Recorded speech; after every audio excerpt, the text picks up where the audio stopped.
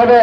কিন্তু তার প্রেক্ষিতে আজকে কি আমরা দেখতেছি যে আমাদেরকে আজকে মানববন্ধন করতে হচ্ছে, আমরা আমাদের প্রাপ্য অধিকার থেকে বঞ্চিত হচ্ছি।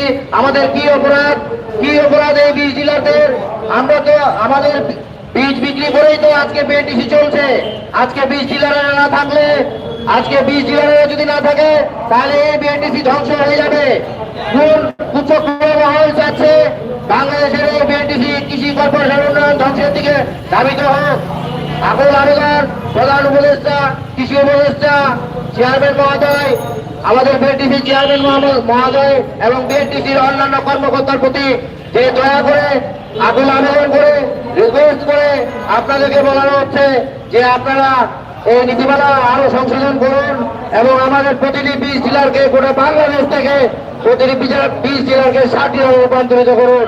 এই কথা শেষ করে আমার সংক্ষিপ্ত বক্তব্য শেষ করলাম। সবাই ভালো থাকুন, সুস্থ থাকুন।